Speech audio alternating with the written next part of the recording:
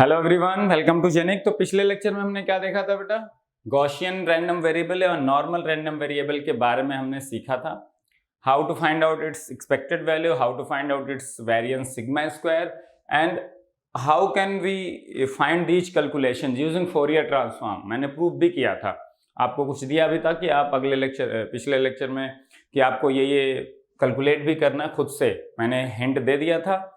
और Fourier transform का use करके different random variables x1 x का मीन कैलकुलेट किया था, वेरिएंस कैलकुलेट किया था। तो एक लॉजिक लगा के आपने सारी चीजें कैलकुलेट की थी, ठीक है। अब देखते हैं, मैंने पिछले लेक्चर में बताया था जैसे रैंडम वेरिएबल कोई x1 है जो कि गॉसियन रैंडम वेरिएबल है, तो उसका जब आप पीडीएफ ड्रॉ करोगे तो PDF is giving main information. उस कर्व को देख के आपने इंटरप्रेट किया था कि मीन वैल्यू के आसपास वैल्यू लेने की प्रोबेबिलिटी सबसे ज्यादा होगी गॉसियन रैंडम वेरिएबल में, और मीन वैल्यू से जैसे जैसे दूर जाते जाएंगे probability of assigning those sample values will go on decreasing, further moving away, further decrease in the probability, है ना। जितना ज्यादा दूर होते जाओगे प्रोबेबिलिटी उतनी घटती जाएगी, क्योंकि प्रोबेबिलिटी डेंसिटी फंक्शन की वैल्यू घटती जा रही है ना। ये मीन जीरो के लिए मैंने समझाया था, ये मीन म्यू भी होगा तो भी ऐसा होगा। तो मीन म्यू के रिस्पेक्ट में सारी बातें कर रहे हैं। मीन वैल्यू असाइन होने की प्रोबेबिलिटी या मीन वैल्यू के आसपास वैल्यू असाइन होने की प्रोबेबिलिटी सबसे ज्यादा होती है गॉसियन रैंडम वेरिएबल में, और मीन वैल्यू से जैसे जैसे आगे होते जाते हैं प्रोबेबिलिटी घटती जाती है। ये चीज हमने सीख ली थी।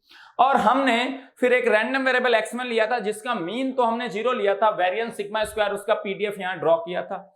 अब मैं क्या करने जा रहा हूं, यही रैंडम वेरिएबल है। अब मैं बहुत सारे रैंडम वेरिएबल ले रहा हूं, दो से तीन रैंडम वेरिएबल ले रहा हूं, having the mean value 0 but the variance sigma 1, sigma 2, sigma 3 are different.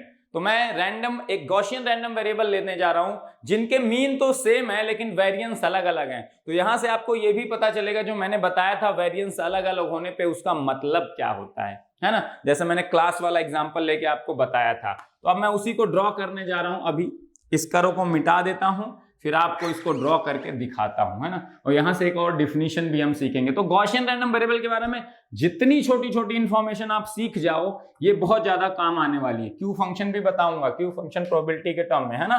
तो जितनी छोटी छोटी इंफॉर्मेशन आप सीखते जाओगे ये एग्जाम के लिए और फ्यूचर के लिए बहुत काम आने वाली चीज है, ठीक है ना। तो हम तीन रैंडम वेरिएबल लेट से ले लेते हैं, x1 ले लेते हैं जिसका पीडीएफ है √1/2 पाई। ऐसे लिख देता हूं मैं, देखो ये होता है 2 pi sigma square e to the power minus x square, mu सबके 0 हैं, 2 सिग्मा स्क्वायर, ये होता है ना।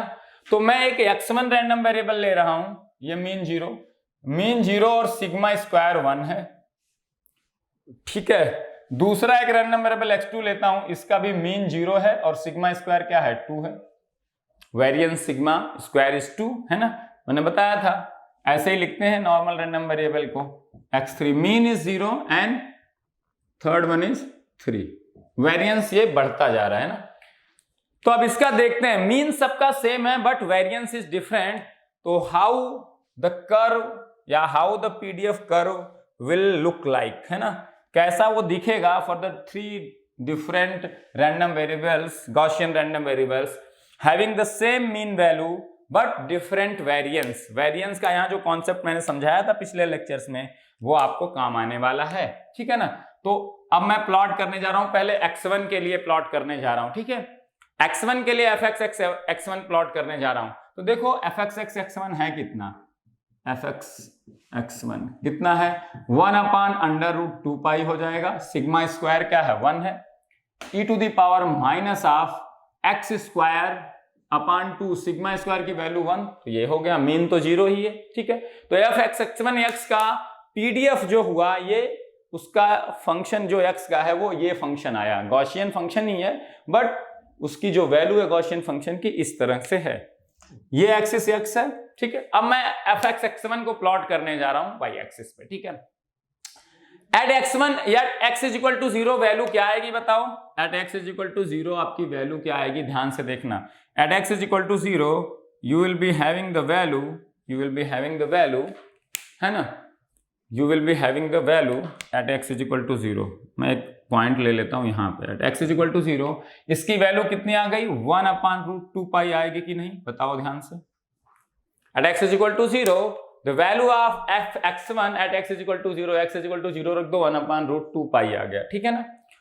अब at x is equal to x1 तो आप इन सब की वैल्यू लिख के जाओ, x1 x is equal to 1 पे वैल्यू कितनी आएगी 1/√2π e टू द पावर -1/2, और e की पावर -1/2 की वैल्यू e की निगेटिव पावर की वैल्यू लेस देन 1 होती है, पॉजिटिव ही होती है लेस देन 1, तो e की negative power value less than 1, e की positive power value greater than 1 हमेशा होगा, और e की पावर x की वैल्यू हमेशा पॉजिटिव होती है ना, for any value of x, है ना, e की power x is always positive. हाँ, e की पावर निगेटिव आ गई तो वैल्यू लेस देन 1, e की पावर पॉजिटिव आ गई तो वैल्यू ग्रेटर देन 1 हमेशा होती है ना।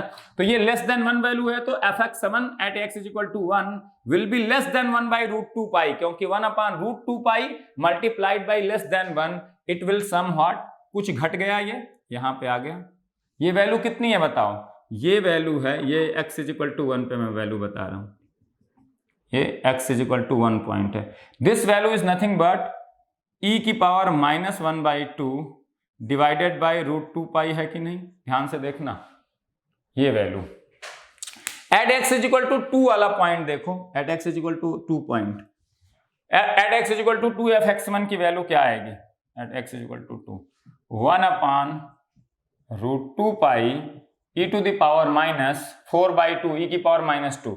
निगेटिव पावर जितना बढ़ाते जाओ e के पावर में उतना उसकी वैल्यू घटती जाती है। यहाँ निगेटिव पावर थी 1/2, यहाँ निगेटिव पावर 2, निगेटिव पावर जितनी बढ़ती जाती है वैल्यू उतनी घटती जाती है, तो e की power -2 is much less than e की पावर -1/2, या e की power -2 is less than e की power -1/2, then this whole product will be less than this product value, ठीक है। तो fx1 at x is equal to 2 is lesser than fx1 at x is equal to 1, तो वो कहीं यहाँ आ गया, let's say यहाँ हम कोई पॉइंट ले लेते हैं, ये घट के बहुत आ जाएगा इधर, तो ये वैल्यू आ गई e की पावर -2/√2π घट गया।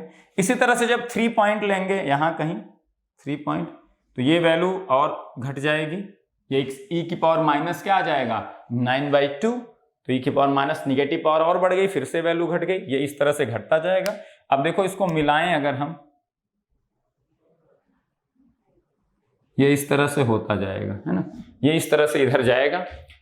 Similarly fx1 at x is equal to -1 क्या होगा, -1 रखोगे तो 1/√2π e की पावर -1 का स्क्वायर 1/2 आ जाएगा, तो fx1 at x is equal to -1 is same as 1/√2π e की पावर -1/2। तो देखो यही वैल्यू आ गई इस पे भी, अगर ध्यान से देखो तो -1 पे भी वैल्यू कितनी है -1 पे, वैसे भी ये ध्यान से देखो it is even function of x, तो ये मिरर इमेज होगा अबाउट y एक्सिस, जो x इज इक्वल टू 1 पे वैल्यू होगी वही x इज इक्वल टू -1, जो x इज इक्वल टू 2 पे वैल्यू होगी वही x इज इक्वल टू -2 पे, तो ये देखो यही सेम वैल्यू आ गई, यही वाला पॉइंट, ठीक है।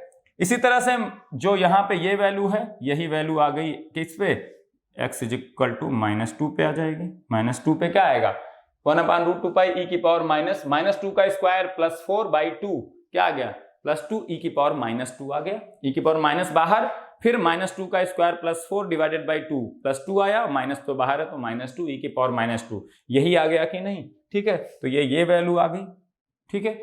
इसी तरह से 3 पे इसी तरह से घटेगा, तो ये क्या हो गया, ये आपका क्या हो गया सिमेट्रिकल हो गया अबाउट y एक्सिस। ये थोड़ा सा यहाँ पॉइंट ले लो 2 को, है ना, थोड़ा सा आप एकदम सही से बना देना, ठीक है। इसी तरह से -3 पे जो वैल्यू यहाँ पे है वही वैल्यू यहाँ पे -3 पे होगी, ठीक है ना। तो it is symmetrical about y axis obviously, है ना। ये थोड़ा सा फ्लैट बनाना है ना, थोड़ा सा फ्लैट बनाना, ठीक है। तो ये आपका क्या मिल गया, पीडीएफ कर्व मिल गया फॉर किसके लिए, ये ब्लू से ही बनाए पूरा, एक जगह काला से बना दिया एक जगह ब्लू से ना, ब्लू है it is for random variable, ये x1 का पीडीएफ आ गया, ये x1 का पीडीएफ ऐसा आ गया, ठीक है। ये हमने बना दिया।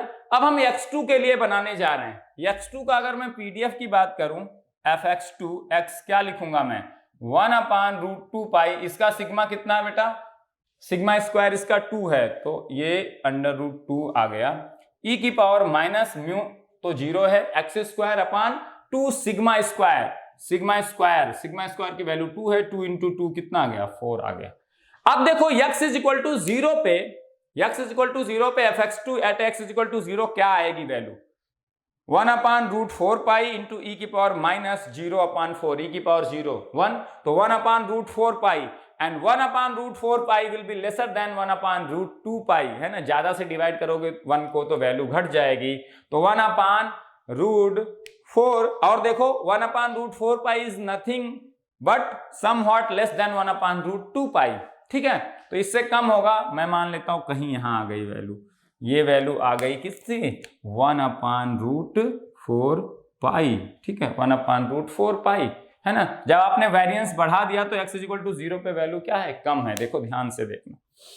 साथ में अभी देखो, अब फिर से हम सेम पॉइंट लेते हैं, at x is equal to 1 क्या आएगा, ताकि हम कंपेयर कर पाए, fx2 at x is equal to 1 कितना आएगा, 1/√4 पाई e की पावर माइनस 1/4,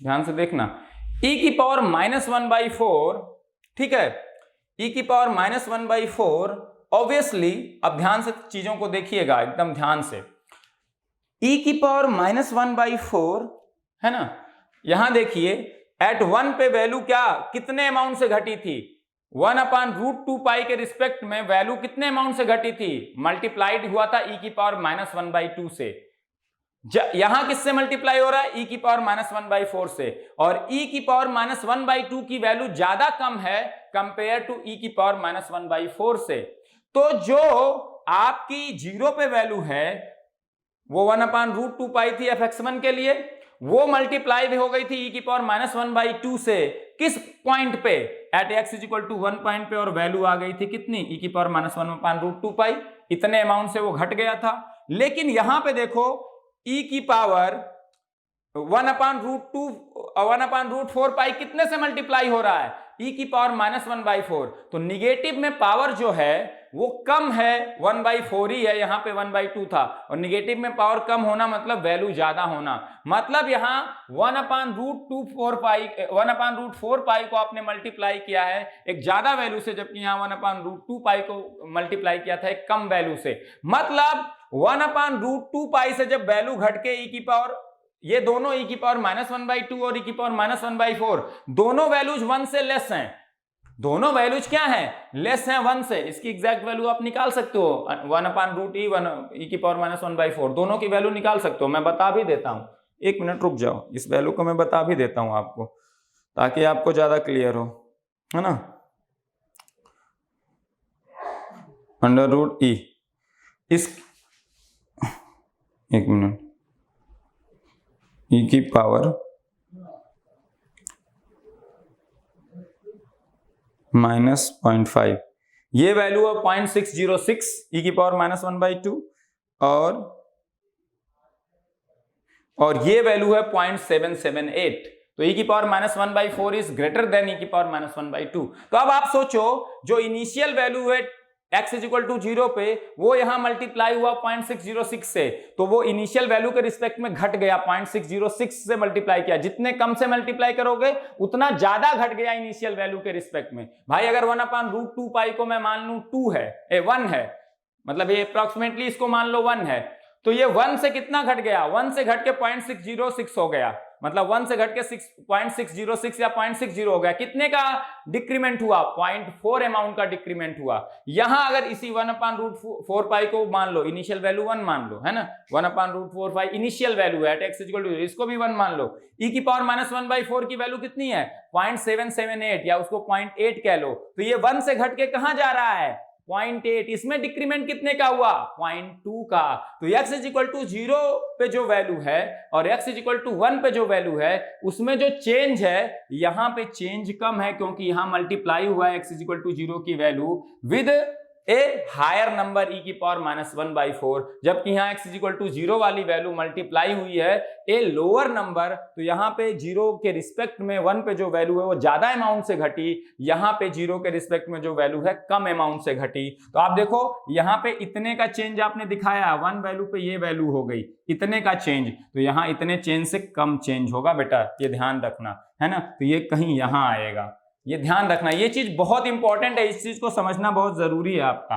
तो ये वैल्यू कुछ आ गई आपकी 1/√4 पाई e की पावर -1/4, इसके लिए ये दूसरे कर्व के लिए बनता जा रहा है। अब सिमिलरली देखो e की पावर, अब आपने जब 2 पे वैल्यू निकाली थी, है ना, एक मिनट, ये तो मैं क्या कर दिया, ये यहाँ पे है ना 1/√4 पाई, इसके रिस्पेक्ट में यहाँ इतना चेंज हुआ था, यहाँ थोड़ा कम चेंज करो तो यहाँ पे ये यहाँ कहीं होगा, ये डिक्रीमेंट कम ही हुआ आपका, 1 पे ये वैल्यू है, ठीक है ना। दूसरे के लिए x2 के लिए हम कर्व बना रहे हैं, x2 का 0 पे वैल्यू ये, 1 पे वैल्यू ये हो गया, ठीक है ना, ये वाली वैल्यू, ठीक है। अब अगला 2 पे आ जाओ, 2 पे देखो ये क्या हो गया था, e की पावर -2 से मल्टीप्लाई हुआ था, तो इसके रिस्पेक्ट में ये घट के यहां आ गया था 2 पे, ठीक है ना, e की पावर -2 से मल्टीप्लाई हुआ था। यहां fx2 देखो ध्यान से क्या होगा, fx2 2 1/√4 पाई e की पावर माइनस क्या हो जाएगा, 2 पे 2 का स्क्वायर 4/4 e की पावर -1।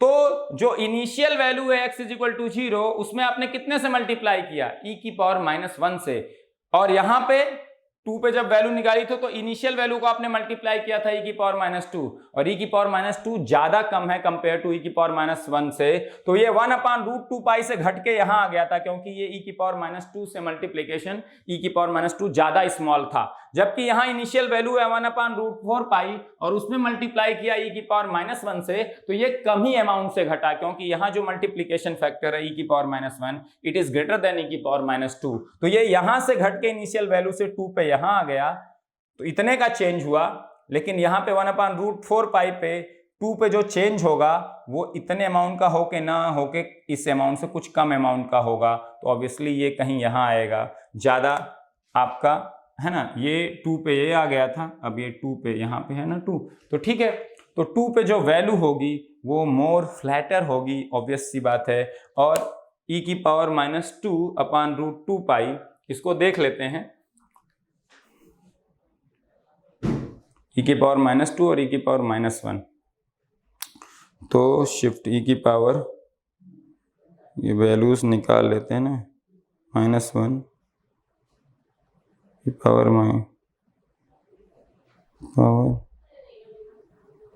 -1 है ना, divided by √2 multiplied by pi, तो ये वैल्यू है e की पावर -2 है ना, तो जो ये वैल्यू है वो 0.053 है, e की पावर -2/√2 पाई। अब ये देख लेते हैं e की पावर -1/√4 पाई कितना आएगा, ये वैल्यू भी निकाल लेते हैं, 1/4 पाई, ये वैल्यू 0.103 है, तो ये वाली वैल्यू ऑब्वियसली e की पावर -2/√2 पाई से क्या है, ज्यादा, ये 0.153 है, 0.053 है, तो ये देखो यहाँ कहीं पे होगी, 2 पे जो ये कट करेगा कहीं पे, 2 वाली लाइन यहाँ पे है ना, ये 2 वाली लाइन यहाँ पे, तो ये कहीं यहाँ पे आएगा, इससे ज्यादा है ना, 2 को यहाँ कहीं कट करेगा, ठीक है ना, तो इसकी वैल्यू ज्यादा है इससे, है ना, मैं ये कर्व बना रहा हूँ, ठीक है। तो ये देखो जो कर्व है जो fx2 का है वो इस तरह से कुछ आएगा, और इधर भी इसी तरह से आएगा, ये पॉइंट यहाँ पे कहीं होगा, ठीक है, ये पॉइंट यहाँ पे कहीं होगा, 2 वाला पॉइंट बाहर होगा कहीं पे, तो ये कर्व ऐसा कुछ आएगा, देखो ध्यान से, तो ये वाला कर्व है, it is for x2 curve, it is for x2 है। तो देखो ध्यान से, दोनों जो ग्राफ हैं x1 और x2 दोनों में डिफरेंस क्या है, एक का मीन और दूसरे का मीन दोनों सेम है, x1 x2 दोनों के मीन, अगर इन्हीं दोनों को हम कंपेयर करें तो x1 और x2 दोनों का मीन क्या है, सेम है, दोनों का मीन क्या है, सेम है, ये देखो यहाँ पे कहीं आ रहा है, ठीक है ना, ये 0.153 है वैल्यू इसकी, तो ये इस e की पावर -2/√2 पाई से कोई ऊपर वैल्यू है, तो इस 2 को मैं ऊपर बढ़ाया, कहीं यहाँ आया और यहाँ से इधर किया, तो ये यहाँ कहीं कट कर रहा है, ठीक है ना। तो अब ध्यान से देखो, इन दोनों जो रैंडम वेरिएबल x1 और x2 थे, इनके मीन तो सेम है, लेकिन इनके वेरिएंसेस क्या हैं, एक का वेरिएंस 1 है, एक का वेरिएंस 2, किसका वेरिएंस ज्यादा है, x2 वाले का वेरिएंस ज्यादा है, x1 वाले का वेरिएंस कम है। तो वेरिएंस ज्यादा होने से मैंने क्या बताया था कि जो सैंपल वैल्यूज हैं जो सैंपल वैल्यूज हैं आपकी वो मीन के अबाउट ज्यादा डिस्ट्रीब्यूटेड होंगी, ज्यादा दूर दूर तक होंगी। वेरिएंस अगर कम है तो ज्यादातर value, most of the values mean के आसपास होंगी। ज्यादातर वैल्यूज क्या होंगी? मीन के आसपास होंगी। और अगर वेरिएंस ज्यादा है तो ज्यादातर वैल्यूज मीन से क्या होती जाएंगी? दूर होती जाएंगी। जितना वेरिएंस बढ़ता जाएगा मीन से सैंपल वैल्यूज उतने क्या होते जाएंगे? दूर होते जाएंगे। ज्यादातर सैंपल वैल्यूज मीन से क्या होंगे? दूर होंगे, तो वेरिएंस ज्यादा आएगा। ज्यादातर सैंपल वैल्यूज मीन के पास है तो वेरिएंस कम होगा। तो देखो यहां पे ये चीज कैसे सिग्निफाई हो रही है। अब एक चीज मैं और आपको बताता हूं, एक चीज और, जब हम ये आगे पढ़ेंगे तो आपको समझ में आ जाएगा, ये चीज समझ में आ जाएगी। अब अगर एक चीज ध्यान से और देखो दोनों कर्व के बारे में, एट x इक्वल टू 0 पे ही जो मीन है दोनों रैंडम वेरिएबल का, उसी पे पीडीएफ की वैल्यू मैक्सिमम है। इसकी 1/√4 पाई है x2 की, और इसकी 1/√2 पाई है मैक्सिमम वैल्यू। वो मैक्सिमम वैल्यू अलग अलग है। fx1 x की एट x इक्वल टू 0 पे मैक्सिमम वैल्यू 1/√2 पाई है। मीन पे ही मैक्सिमम मिल रही है दोनों केस में, मीन पे ही मैक्सिमम मिल रही है दोनों केस में, चाहे वो x1 हो चाहे रैंडम वेरिएबल x2। वो मैक्सिमम वैल्यू इस केस में 1/√2 पाई है, वो मैक्सिमम वैल्यू 1/√4 पाई है इन केस ऑफ x2। ठीक है, तो अब ध्यान से देखो, जो x1 कर्व है जिसका वेरिएंस कम है वो थोड़ा सा क्या है? वो थोड़ा सा क्या है? कंसंट्रेटेड है मीन के अबाउट। अगर देखो ना ध्यान से, ये मीन के अबाउट कंसंट्रेटेड है, मीन से जैसे थोड़ा सा दूरी जा रहे हो ड्रॉप हो जा रहा है। जबकि ये देखो ये वाला कर्व, ये मीन से थोड़ा सा क्या है? फैला हुआ है, डिस्ट्रीब्यूटेड है, थोड़ा कम कंसंट्रेटेड है अबाउट मीन, मीन से थोड़ा क्या हो रहा है? स्प्रेड कर रहा है। ये स्प्रेड जो है ये यही बता रहा है स्प्रेड कि वेरिएंस क्या है? ज्यादा है, मीन से बहुत सारी सैंपल वैल्यूज थोड़ी दूर हैं, इसीलिए ये पीडीएफ कर्व क्या होता जा रहा है? स्प्रेड होता जा रहा है। इसको दूसरी लैंग्वेज में समझते हैं, है ना? तो जितना ये पीडीएफ कर्व फैला हुआ है मतलब ज्यादातर सैंपल वैल्यूज मीन से क्या है? दूर, स्प्रेड है, इसीलिए वेरिएंस का क्या मतलब? वेरिएंस ज्यादा है। जितना ये पीडीएफ कर्व क्या है? कंसंट्रेटेड है अबाउट मीन, उतना आपका क्या है? वेरिएंस कम है। ज्यादातर सैंपल वैल्यूज क्या हैं? मीन वैल्यू के आसपास हैं। और अगर ज्यादातर सैंपल वैल्यूज मीन वैल्यू के पास में जितनी होंगी वेरिएंस उतना कम होगा। ज्यादातर सैंपल वैल्यूज मीन से जितना दूर होंगी आपका वेरिएंस उतना ज्यादा होगा, और पीडीएफ कर्व उतना क्या होता जाएगा? स्प्रेड होता जाएगा। तो पीडीएफ कर्व जितना फ्लैट और स्प्रेड है वेरिएंस उतना ज्यादा है। पीडीएफ कर्व मीन के अबाउट जितना कंसंट्रेटेड है, स्प्रेड कम है, कंसंट्रेटेड है, उतना आपका वेरिएंस क्या है? कम। यही तो पता चल रहा है। वेरिएंस ज्यादा तो कर्व क्या होता गया? स्प्रेड होता गया। अभी 3 के लिए ड्रॉ करते ना तो 3 पे कहीं वैल्यू यहां आती, आप 3 के लिए ड्रॉ करना वेरिएंस 3 के लिए, वो और ऐसे आ जाता, वो और ऐसे आएगा, वो और ऐसे आएगा, वो और ऐसे आएगा, वो और ज्यादा स्प्रेड। ये x3 के लिए है, ये x3 के लिए कर्व है, वो और ज्यादा स्प्रेड। ऑब्वियसली जब ये सिग्मा स्क्वायर को 3 रख दोगे तो 1/√6 पाई, x इक्वल टू 0 पे वैल्यू 1/√6 पाई आएगी, तो वो यहां से शुरू करेगा 1/√2 पाई, 1/√4 पाई, 1/√6 पाई, वो और ज्यादा स्प्रेड होगा। तो आपको क्या पता चल रहा है? वेरिएंस अगर ज्यादा है, आपने अभी सबके तीनों के मीन क्या थे? सेम है। वेरिएंस इसका 1, इसका 2, इसका 3, तो आपने क्या देखा इस कर्व से? जैसे जैसे वेरिएंस बढ़ता जा रहा है जो पीडीएफ कर्व है वो उतना फ्लैट होता जा रहा है, उतना स्प्रेड होता जा रहा है। और ये स्प्रेड ये सिग्निफाई कर रहा है कि ज्यादातर सैंपल वैल्यूज क्या हैं? मीन वैल्यू से दूर दूर हैं, इसीलिए वेरिएंस क्या है? ज्यादा। जितना ज्यादा वेरिएंस बढ़ता जाएगा ये पीडीएफ कर्व उतना स्प्रेड होता जाएगा, और वो ये सिग्निफाई करेगा कि ज्यादातर सैंपल वैल्यूज और दूर होती जा रही हैं, और दूर होती जा रही हैं। जितना ये फ्लैट और स्प्रेड उतना क्या होती जा रही है? वैल्यूज उतनी दूर होती जा रही हैं मीन वैल्यू से, ज्यादातर सैंपल वैल्यूज। और जितना वेरिएंस कम या जितना आपका पीडीएफ कर्व कंसंट्रेटेड है अबाउट मीन, वो सिग्निफाई कर रहा है कि वेरिएंस कम है और ज्यादातर सैंपल वैल्यूज क्या हैं? मीन वैल्यू के क्या हैं? आसपास हैं। मीन वैल्यू के क्या हैं? आसपास हैं। ठीक है, अब एक चीज और बताता हूं मैं आपको, वो इस इंफॉर्मेशन को मैं और कैसे इंटरप्रेट कर सकता हूं। ठीक है, पीडीएफ मतलब गॉसियन रैंडम वेरिएबल के बारे में अगर मैं कहूं probability that random variable x take the value a b के बीच में वैल्यू लेता है, तो इस प्रोबेबिलिटी को मैं कैसे निकाल सकता हूं? कभी भी कोई रैंडम कॉन्टिन्यूअस रैंडम वेरिएबल की प्रोबेबिलिटी निकालनी हो बिटवीन a एंड b, तो आपको कुछ नहीं करना होता है।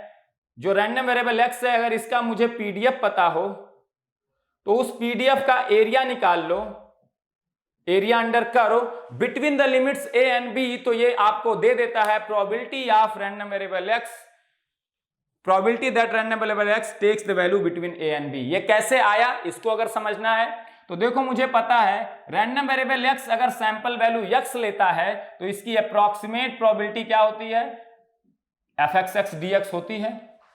तो जितने सारे सैंपल्स हैं, जितने सारे x हैं जो a से b के बीच में हैं, अगर उन सबकी प्रोबेबिलिटी का मैं समेशन कर लूं तो मुझे ये प्रोबेबिलिटी मिल जाएगी कि रैंडम वेरिएबल x a से b के बीच में वैल्यू ले रहा है, इसकी प्रोबेबिलिटी मिल जाएगी कि नहीं। अगर मुझे ये बताना है कि रैंडम वेरिएबल x a से b के बीच में वैल्यू ले, इसकी टोटल प्रोबेबिलिटी कितनी है, और मुझे पता है x अगर स्मॉल x वैल्यू लेता है तो उसकी प्रोबेबिलिटी इतनी है, तो x वैल्यू लेने की प्रोबेबिलिटी इतनी है, तो ऐसे जितने x हैं जो a से b के बीच में हैं, ऐसे जितने सैंपल्स हैं स्मॉल x जो a से b के बीच में है, अगर मैं उन सभी की प्रोबेबिलिटी का समेशन कर दूं तो मुझे क्या मिल जाएगा, probability that x is between a and b। क्योंकि ये क्या बता रहा है, x अगर एक सैंपल वैल्यू स्मॉल x लेता है तो उसकी प्रोबेबिलिटी इतनी है। अब जितने स्मॉल x हैं जो a से b के बीच में है, जितने स्मॉल x जो a से b के बीच में है, एक x की प्रोबेबिलिटी इतनी, तो जितने x हैं जो a से b के बीच में हैं उन सभी की प्रोबेबिलिटी का मैं क्या कर दूं, समेशन कर दूं। उन सभी की प्रोबेबिलिटी का अगर मैं समेशन कर दूं तो मुझे ओवरऑल प्रोबेबिलिटी मिल जाएगी that x takes the value between a and b, और यहां पे समेशन इंटीग्रेशन में हो जाएगा क्योंकि ये कंटीन्यूअस रैंडम वेरिएबल है। तो x की x वैल्यू लेने की प्रोबेबिलिटी a। अब जितने सारे x ऐसे हैं जो a से b के बीच में हैं, उन सारे सैंपल की प्रोबेबिलिटी मैं समेशन कर दूं तो मुझे ये मिल जाएगा कि x a से b के बीच में वैल्यू लेता है उसकी प्रोबेबिलिटी क्या है। क्योंकि a से b के बीच में जितने सैंपल हैं सभी की अगर इंडिविजुअल प्रोबेबिलिटी पता है तो मैं समेशन कर दूं तो ओवरऑल प्रोबेबिलिटी मिल जाएगा, वही मैंने यहाँ किया है। ये चीज क्लियर। अब देखो गॉसियन रैंडम वेरिएबल के बारे में ये कहा जाता है, अगर x is a Gaussian random variable, is a Gaussian random variable, इस चीज को मैं, जो ये स्प्रेड हो रहा है ना, इस चीज को मैं अलग लैंग्वेज में फिर से समझाने वाला हूं, ये बहुत इंपॉर्टेंट है। Is a Gaussian random variable. एक तो हमने ग्राफिकल एनालिसिस से ये समझ लिया कि जैसे जैसे वेरिएंस बढ़ेगा, अगर मीन फिक्स है तो पीडीएफ कर्व स्प्रेड होता जाएगा, फ्लैट होता जाएगा। तो पीडीएफ कर्व जितना स्प्रेड है वेरिएंस उतना ज्यादा, पीडीएफ कर्व जितना कम स्प्रेड है वेरिएंस उतना कर। एक इंफॉर्मेशन आपको ग्राफिकल एनालिसिस से मिली, उस चीज को मैं आगे और समझाता हूं। और मैंने क्या बताया था कि वेरिएंस क्या रिप्रेजेंट करता है, अगर ज्यादातर सैंपल वैल्यूज दूर हैं मीन से, मीन के अबाउट, मीन से अगर दूर है ज्यादातर सैंपल वैल्यूज तो वेरिएंस ज्यादा आएगा। अगर ज्यादातर वैल्यूज मीन के पास में है, कंसंट्रेटेड है मीन के पास में, तो वेरिएंस क्या आएगा, कम आएगा। ठीक है।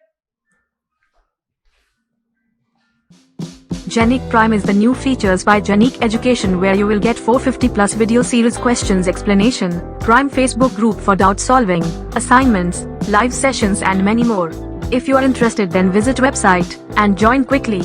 For any query call on 9837933283. तो मैं क्या बता रहा था कि एक तो हमने इंफॉर्मेशन ये ड्रॉ कर ली कि जैसे वेरिएंस बढ़ेगा, मीन सेम है, तो अगर वेरिएंस अलग अलग है, हम ऐसे रैंडम वेरिएबल जिनके मीन सेम है वेरिएंस अलग अलग है, तो वेरिएंस बढ़ने से क्या हुआ, पीडीएफ कर्व स्प्रेड होता जा रहा है मीन के अबाउट, कंसंट्रेटेड नहीं है, जितना वेरिएंस ज्यादा उतना स्प्रेड। वही इंफॉर्मेशन जो मैंने वेरिएंस की डिफिनीशन के टाइम बढ़ाई थी, उसी को मैं अब इस मैथमेटिकल इक्वेशन से जस्टिफाई करने की कोशिश कर रहा हूं। ये तो ग्राफिकल एनालिसिस से पता चल गया, ठीक है ना। तो अब देखो ध्यान से, मैंने कहा अगर कोई कंटीन्यूअस रैंडम वेरिएबल a से b के बीच में वैल्यू लेता है तो a से b के बीच में वैल्यू लेने की प्रोबेबिलिटी कुछ नहीं है। कैसे निकालना है, आप पीडीएफ कर्व का, उसके पीडीएफ का एरिया निकाल लीजिए between a and b, between the values x small x a and b, है ना। क्योंकि x की स्मॉल x वैल्यू लेने की प्रोबेबिलिटी पता है, और जितने सारे स्मॉल x हैं जो a से b के बीच में हैं उन सब की प्रोबेबिलिटी का मैं समेशन कर दूं, समेशन हियर इज इंटीग्रेशन, तो मुझे टोटल प्रोबेबिलिटी मिल जाएगी a से b के बीच में वैल्यू लेने की। ठीक है, ये आ गया। अब देखो, आप कोई भी अगर x गॉसियन रैंडम वेरिएबल है, तो अगर मैं कहूं म्यू माइनस सिग्मा से लेके म्यू प्लस सिग्मा के बीच में अगर इंटीग्रेशन करूं, अगर एक गॉसियन रैंडम वेरिएबल है जिसका मीन म्यू है और वेरिएंस सिग्मा है, तो उसके fx dx का जो इंटीग्रेशन होता है वो आता है 0.683 आता है। कितना आता है, 0.683। मतलब मीन वैल्यू से एक सिग्मा पीछे और मीन वैल्यू से एक सिग्मा आगे के बीच में वैल्यू लेने की जो प्रोबेबिलिटी है, टोटल प्रोबेबिलिटी, वो 0.683 है। मतलब क्या हुआ,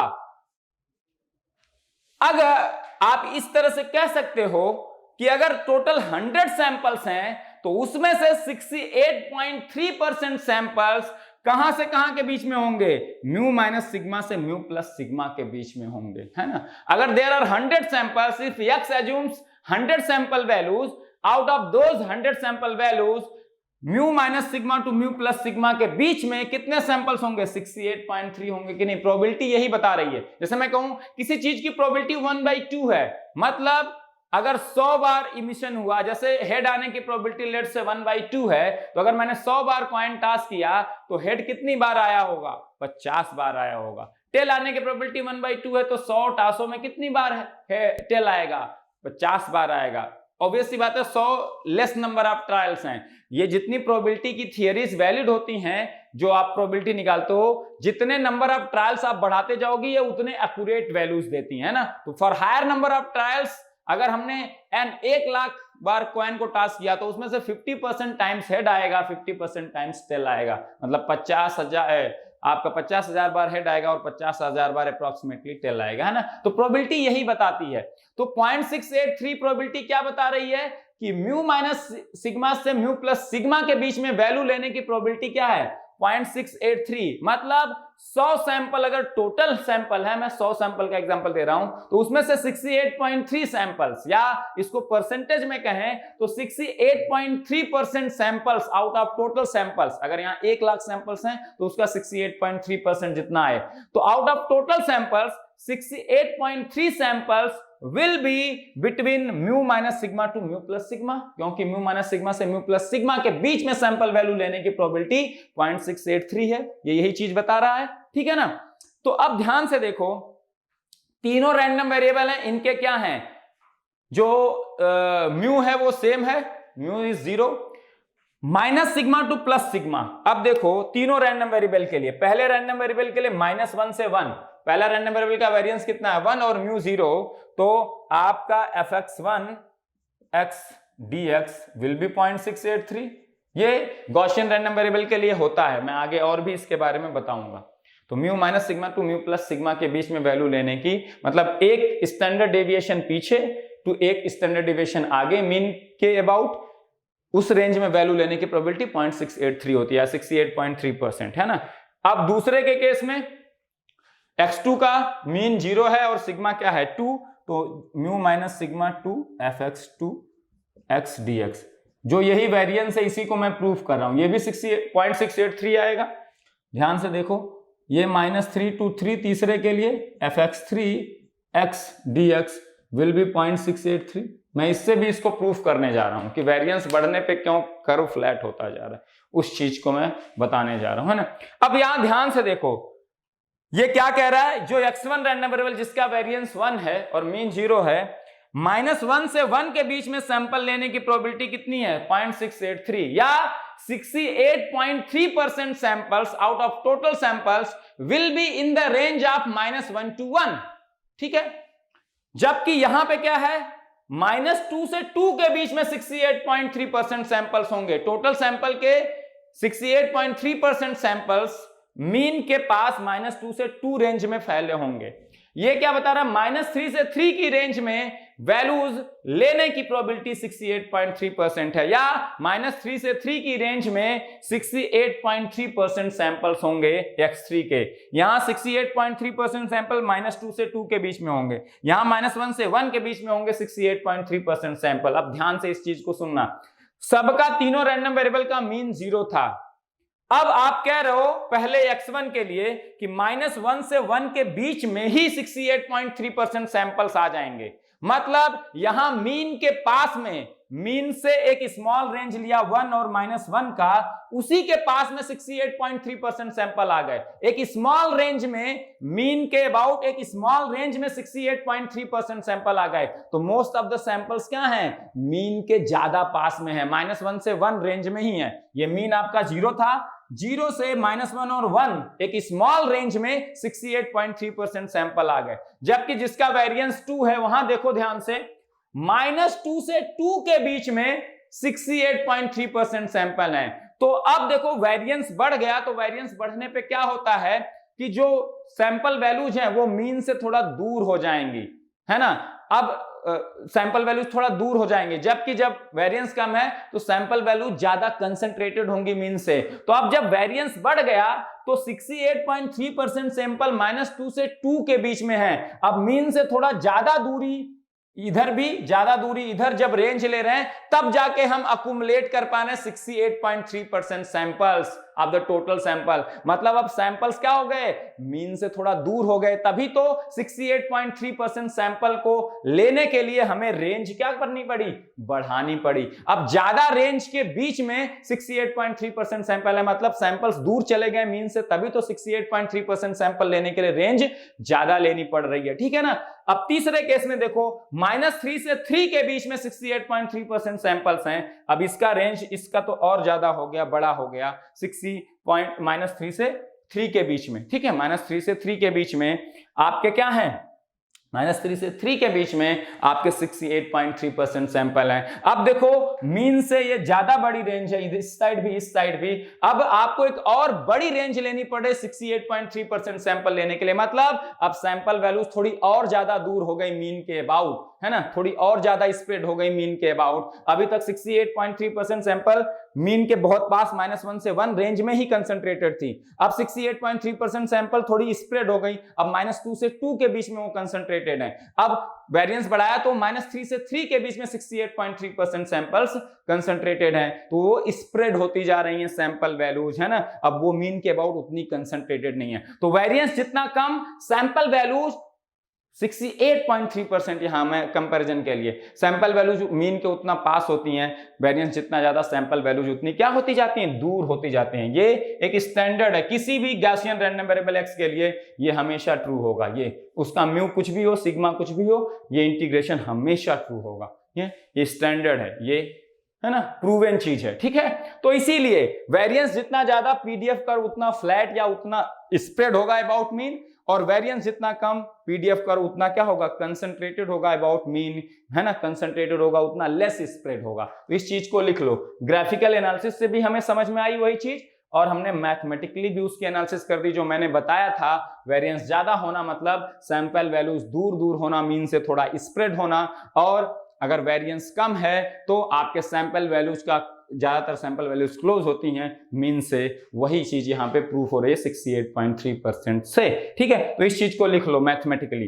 तो कर्व पीडीएफ कर्व उतना कंसंट्रेटेड होगा मीन के अबाउट अगर वेरिएंस कम है, और स्प्रेड होगा अगर वेरिएंस ज्यादा है। ये एनालिसिस है, तो ग्राफ देख के आप बता सकते हो कि है, ठीक है ना। और अभी ध्यान दो, ये वाला जो पहला वाला पीडीएफ था जिसमें -1 से 1 के बीच में 0.63% आया, पीडीएफ कर्व का एरिया -1 से 1 के बीच में x1 का हमने निकाला तो 0.683 आया। देखो ना, तो ये कर्व देखो ये थोड़ा ऊपर गया हुआ है, तो इसके इतने में ही एरिया आपका कितना आ गया, 0.683। जबकि दूसरा कर्व देखो थोड़ा फ्लैट हो गया है, थोड़ा फ्लैट हो गया है, तो और वैल्यू ये वाली क्या हो गई है, कम हो गई है, तो थोड़ा फ्लैट हो गया है, तो -2 से 2 रेंज लेनी पड़ रही है टू कवर 0.683। मतलब 0.683 एरिया कवर करने के लिए रेंज आपको बढ़ानी हो रही। तीसरे केस में और ज्यादा फ्लैट हो गया, और ये वैल्यू क्या हो गई, यहां आ गई, है ना, ये और ज्यादा फ्लैट हो गया। फिर बढ़ाते तो और फ्लैट होता जाता, तो अब मुझे 0.683 एरिया कवर करने के लिए -3 to 3 रेंज लेनी पड़ रही है।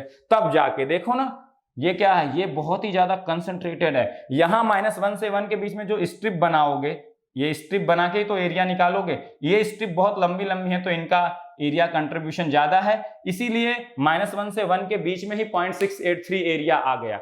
जबकि यहां देखो, ये वाला कर्व देखो x2 वाला, ये थोड़ा सा इससे ये वाला पॉइंट यहां आ गया, और ये थोड़ा फ्लैटन है, ठीक है। इसमें जो स्ट्रिप बनेंगी इनिशियल स्ट्रिप, वो देखो यहाँ की बड़ी स्ट्रिप से कम एरिया निकालने के लिए स्ट्रिप ही बनाते हो ना, तो अब ये छोटी स्ट्रिप बनेंगी, तो छोटी स्ट्रिप को थोड़ा ज्यादा डिस्टेंस तक लोगे तब जाके एरिया क्या आएगा, तब जाके एरिया कितना आएगा, 0.683। क्योंकि अब जो स्ट्रिप बन रही छोटी, जब 3 वाला लो तो अब स्ट्रिप और छोटी बन गई। जब हमने 0 से शुरू किया तो अब हमें ज्यादा दूर तक ले जाना पड़ेगा, अप टू 3 तक, यहाँ -3 तक, तब जाके हमारा टोटल एरिया कितना आएगा 0.683, है ना। तो एक लॉजिकल ग्राफ से भी देख सकते हो, ये वाला ग्राफ बहुत ही कंसंट्रेटेड, यहाँ बड़ी बड़ी स्ट्रिप बन रही तो -1 से 1 में ही 0.683, ये छोटा हो गया, ये वैल्यू नीचे आ गई, तो मुझे ज्यादा स्ट्रिप्स लेनी पड़ेंगी -2 से 2, तब जाके उतना एरिया आएगा फिर 3, है ना। तो ये चीज लॉजिकली आपको समझने वाली बात है, ठीक है ना। तो ग्राफिकल एनालिसिस से भी वेरिएंस का मतलब समझ गए, और यहां से मैथमेटिकल एनालिसिस से इस चीज को लिखो, बहुत ही ज्यादा इंपॉर्टेंट चीज है। लिखिए, इस चीज को ध्यान से लिखिए, क्या लिखना है इसके बारे में लिखिए। So from the above PDF graphs of x1, x2 and x3 random variables, from the above PDF graphs of x1, x2 and x3 random variables, x1, x2 and x3 random variables, x1, x2 and x3 random variable, we can conclude that, हम क्या conclude कर रहे हैं, we can conclude that first point, lesser the value of variance,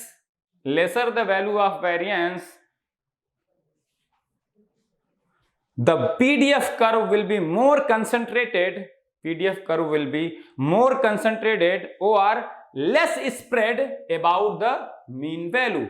PDF curve will be more concentrated about the mean or less spread about the mean, है ना। more concentrated होगा, एकदम steep होगा, है ना, more concentrated, फ्लैट नहीं होगा, more concentrated, less spread about the mean value, full stop. दूसरा point, as we go on increasing the value of variance, as we go on increasing the value of variance, as we go on increasing the value of variance, as we go on increasing the value of variance, as we go on increasing the value of variance, as we go on increasing the value of variance, the curve will be, PDF curve will be less and less concentrated about the mean value, will be less concentrated about the mean value, or more spread about the mean value, or more spread about the mean value, or more spread about the mean value। तो जैसे जैसे variance बढ़ाते जाएंगे वो और spread होता जाएगा और फ्लैट होता जाएगा अबाउट द मीन वैल्यू, है ना। और जितना कम करते जाएंगे वो कंसंट्रेटेड होता जाएगा, चिपकता जाएगा, बढ़ता जाएगा। अगर वेरिएंस में यहाँ पे क्या लिया था 1 से भी कम कर दूं तो ये कर्व और ज्यादा स्टीप हो जाएगा, ऐसा, है ना।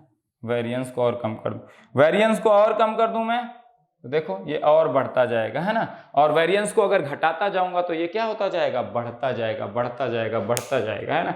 तो अब ध्यान से देखो, एक और चीज मैं यहां बताने जा रहा हूं, ये सारी चीजें बेटा नोट कर लेना, ये गॉसियन का बहुत ही इंपॉर्टेंट है। और किसी भी कंटीन्यूअस रैंडम वेरिएबल की एक अगर रेंज में प्रोबेबिलिटी बतानी हो तो कुछ नहीं करता है, उसी रेंज के बीच में पीडीएफ कर्व का एरिया निकाल लिया करो, आपको वो प्रोबेबिलिटी पता चली जाएगी उस रेंज में वैल्यू लेने की रैंडम वेरिएबल की। सिंपल सी बात है ना।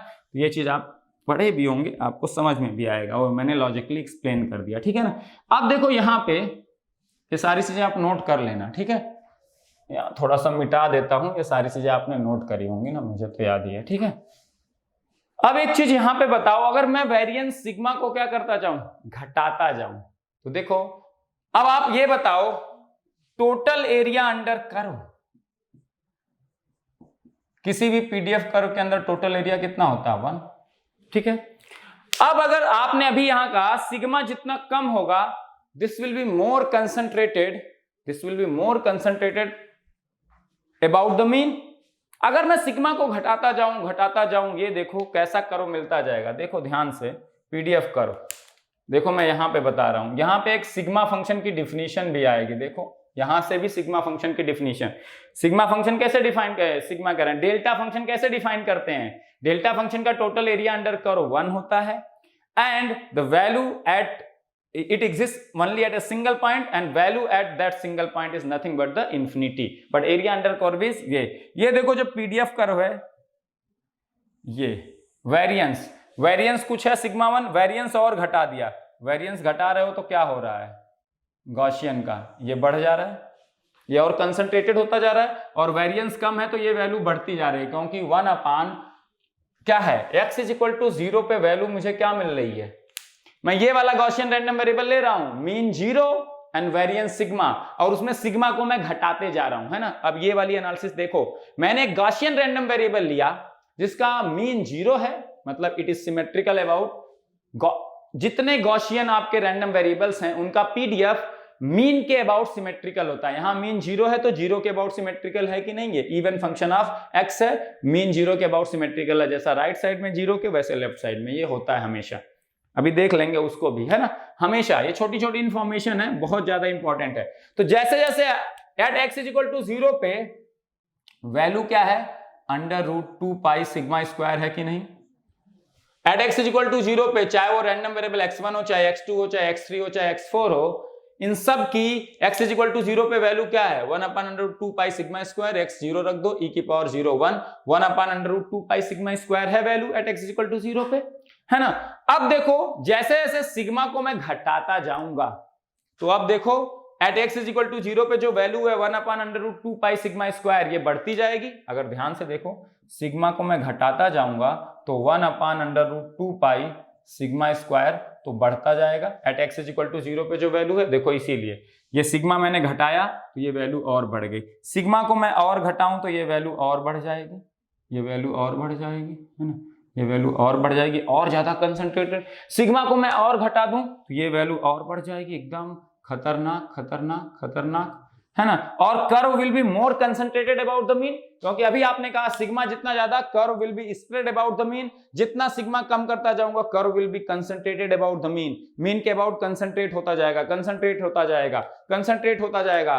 जैसे मैं सिग्मा को कहूंगा टेंड कर गया 0 को, जैसे मैं सिग्मा को टेंड कराऊंगा 0 को, 1/√2 पाई सिग्मा स्क्वायर टेंड कर जाएगा कहां पे, इंफिनिटी पे, तो वैल्यू इंफिनिटी को टेंड कर जाएगी at x is equal to 0। But area under curve minus infinity to infinity f(x) dx will be still 1, क्योंकि area under any PDF curve, total area under any PDF curve will be always equal to 1। तो जब sigma is equal to 0 किया आपने तो 1/√2 pi sigma square जो x is equal to 0 पे value है वो कहां चली गई, इंफिनिटी को चली गई, लेकिन total area under that PDF curve is still 1। तो आपकी सिग्मा फंक्शन की डिफिनीशन मिल रही है कि नहीं, वो एग्जिस्ट करता है एक सिंगल पॉइंट पे, and at that single point उसके एम्पलीट्यूड की वैल्यू इंफिनिटी होती है, बट उसका एरिया अंडर कर्व टोटल 1 होता है। एरिया अंडर टोटल कर्व 1 अभी भी आ गया, value at x is equal to 0 infinity चला गया एक सिंगल पॉइंट पे। और अब देखो अगर वेरिएंस 0 होने लगा, वेरिएंस क्या बताता था कि बाकी की सैंपल वैल्यूज मीन के अबाउट कैसे स्प्रेड हैं। अगर बाकी सैंपल वैल्यूज मीन से जितना दूर हैं वेरिएंस उतना ज्यादा, बाकी की सैंपल वैल्यूज मीन वैल्यू के जितना पास है वेरिएंस उतना कम। अब अगर वेरिएंस 0 होने लगा तो सारी सैंपल वैल्यूज मीन वैल्यू के बराबर हो गई कि नहीं, बताओ ध्यान से। मैं कह रहा हूं सिग्मा जितना कम हो गया, कम होता जा रहा है, ज्यादातर सैंपल वैल्यूज मीन वैल्यू के पास आती जा रही हैं। और जैसे सिग्मा 0 होने लगेगा, जैसे ही सिग्मा 0 होने लगेगा तो क्या होगा, सिग्मा अगर 0 को टेंड कर रहा है मतलब वेरिएंस है ही नहीं, मतलब सारे सैंपल वैल्यूज किसके बराबर है, मीन के बराबर, तभी तो वेरिएंस 0 हो सकता है। अगर कोई भी सैंपल वैल्यू मीन वैल्यू से ज्यादा है तो उसकी वजह से एक डिफरेंस होगा, उस डिफरेंस का स्क्वायर कुछ होगा और उसकी वजह से कुछ फाइनाइट वेरिएंस आएगा। जितना वेरिएंस कम करते जाओगे सैंपल वैल्यूज मीन के पास आते गए ज्यादातर, और वेरिएंस टेंडिंग टू 0 कर दिया तो सारी सैंपल वैल्यूज मीन के बराबर हो गई। मतलब अब रैंडम वेरिएबल केवल एक वैल्यू अज्यूम कर रहा है, कौन सी, x इज इक्वल टू 0, वो वैल्यू कौन सी है, मीन वैल्यू है, केवल एक वैल्यू अज्यूम कर रहा है मीन, और बाकी सारी वैल्यूज का वेरिएंस क्या है, बाकी सारी सैंपल वैल्यूज भी मीन वैल्यू के बराबर हैं, इसीलिए variance of the random variable क्या आ रहा है, 0, क्योंकि सारी सैंपल वैल्यूज मीन के अबाउट कंसंट्रेटेड है और मीन के बराबर ही हैं, तभी वेरिएंस क्या आ सकता है, 0। तो अब रैंडम वेरिएबल क्या अज्यूम कर रहा है, जैसे सिग्मा क्या करोगे, टेंडिंग टू 0, अब रैंडम वेरिएबल केवल एक वैल्यू अज्यूम कर रहा है, वो भी क्या, mean value x is equal to 0, और इस पे पीडीएफ f(x) की वैल्यू क्या है, पीडीएफ की वैल्यू है इंफिनिटी, f(x) की वैल्यू क्या आ गई, इंफिनिटी आ गई at x is equal to 0, at x is equal to 0 पे infinity. But area under this f(x) curve from minus infinity to infinity क्या आ गया, 1 आ गया। तो ये डेल्टा फंक्शन की डिफिनीशन है कि नहीं, ये डेल्टा फंक्शन की डिफिनीशन है कि नहीं। वो डेल्टा फंक्शन एक ही point x is equal to 0 पे एग्जिस्ट करता है, उसकी एम्पलीट्यूड इंफिनिटी होता है, और area under that curve is 1। तो आपने क्या सीखा यहां से, अगर आपके पास एक गॉसियन रैंडम वेरिएबल है with 0 mean and sigma square as variance, then when sigma tends to 0, this fxx function will be converted into delta x function. fxx pdf function किस में कन्वर्ट हो जाएगा, fxx में। जैसे sigma is equal to 0 tend करेगा, variance हो जाएगा 0, x is equal to 0 पे पीडीएफ करो की वैल्यू हो जाएगी इन्फिनिटी, और बाकी सैंपल वैल्यूज तो अब एग्जिस्ट ही नहीं करेंगे, क्योंकि सारे सैंपल वैल्यू जब मीन वैल्यू के बराबर हैं, बाकी सैंपल वैल्यू जब लेगा ही नहीं, रैंडम वेरिएबल एज्यूम नहीं करेगा, तो उनकी प्रोबेबिलिटी और प्रोबेबिलिटी डेंसिटी फंक्शन की वैल्यू 0 हो जाएगी। तो अब fxx की वैल्यू केवल x इज इक्वल टू 0 पे एग्जिस्ट करेगी, और x इज इक्वल टू 0 पे fxx की वैल्यू कितनी है, इन्फिनिटी है। और area under curve fxx minus infinity still is equal to 1 है, क्योंकि total area under any PDF curve is always equal to 1। तो जैसे एक आपने रैंडम वेरिएबल या गॉसियन रैंडम वेरिएबल जिसका मीन म्यू 0 है और वेरिएंस सिग्मा स्क्वायर है, जैसे आप सिग्मा को 0 टेंड करोगे तो ये PDF function will be converted into delta function, delta x आ जाएगा, है ना। एक कन्वर्ट किस में हो जाएगा, डेल्टा एक्स आ जाएगा। और आपको पता है minus infinity to infinity delta x dx कितना होता है 1, डेल्टा टी डी टी 1 होता है, डेल्टा एक्स डीएक्स 1 हो गया, और f x x dx minus infinity to infinity हमेशा 1 होना चाहिए, तो ये क्या हो गया, 1 हो गया। तो आपका PDF curve will be converted into a delta function when variance sigma will tend to 0। ये भी एक सिग्मा फंक्शन जनरेट करने की तरीका है। जैसे आपने ये तरीका सुना होगा, ये वाला आपने पढ़ा होगा, ये माइनस a/2 1/a, और a को टेंड करो 0, ये घटते घटते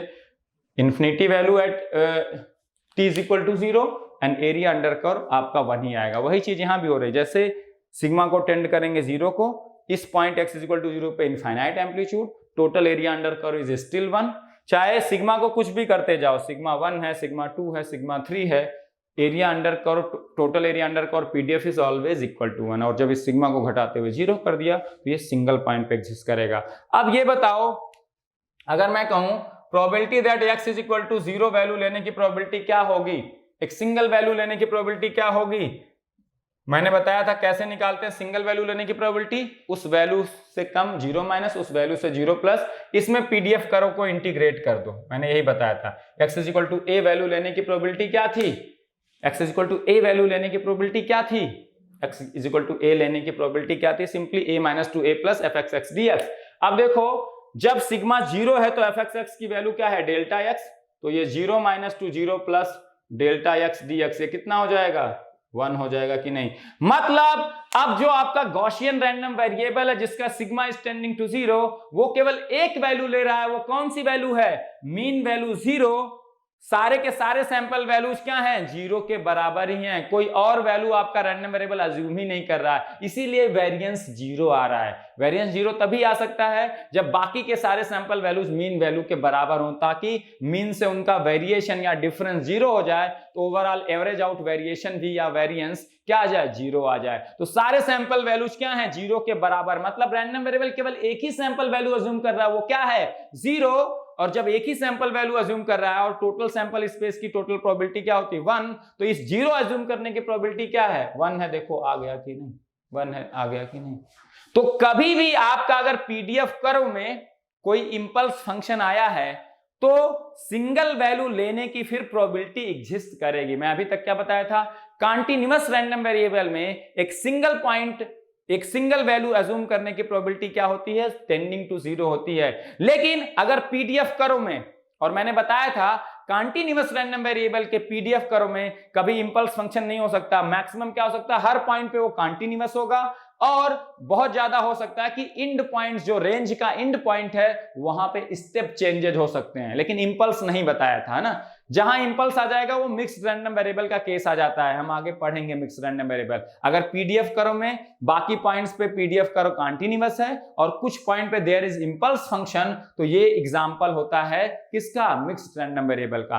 तो जब भी पीडीएफ कर्व में किसी सिंगल पॉइंट पे इंपल्स फंक्शन है और इंपल्स फंक्शन जितने एरिया का है उसी को उसका कई बार मैग्नीट्यूड भी कह देते हैं। एक्चुअल मैग्नीट्यूड तो हर इंपल्स फंक्शन का क्या होता है, इंफिनिटी।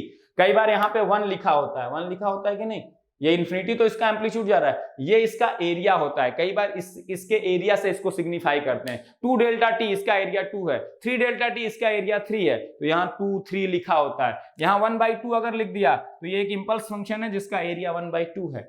तो अगर पीडीएफ कर्व में, आप ध्यान से सुन लो इस बात को, यहां आया है, अगर पीडीएफ कर्व में there is impulse at any point, तो उस पॉइंट को अज्यूम करने की प्रोबेबिलिटी फाइनाइट होगी। एक सिंगल पॉइंट, एक सिंगल वैल्यू अज्यूम करने की भी प्रोबेबिलिटी होगी कंटीन्यूअस रैंडम वेरिएबल में, अगर पीडीएफ कर्व में उस पॉइंट पे इंपल्स है। और जितने एरिया का इंपल्स होगा उस पॉइंट पे उतनी ही प्रोबेबिलिटी हो जाएगी उस वैल्यू को अज्यूम करने की। जैसे यहां x = 0 पे एक 1 एरिया का एम्पलीट्यूड था, तो x = 0 एक सिंगल पॉइंट है, इस वैल्यू को अज्यूम करने की प्रोबेबिलिटी कितनी आई, 1 आई। तो अगर पीडीएफ कर्व में देयर इज इंपल्स फंक्शन आप सर्टेन एरिया A, तो उस वैल्यू को, उस सिंगल पॉइंट को अज्यूम करने की भी एक फाइनाइट प्रोबेबिलिटी होगी, और प्रोबेबिलिटी वही होगी जो इंपल्स फंक्शन का एरिया है। उस पॉइंट पे जो इंपल्स फंक्शन एग्जिस्ट कर रहा है उसका एरिया जितना है वही होगी, ठीक है ना।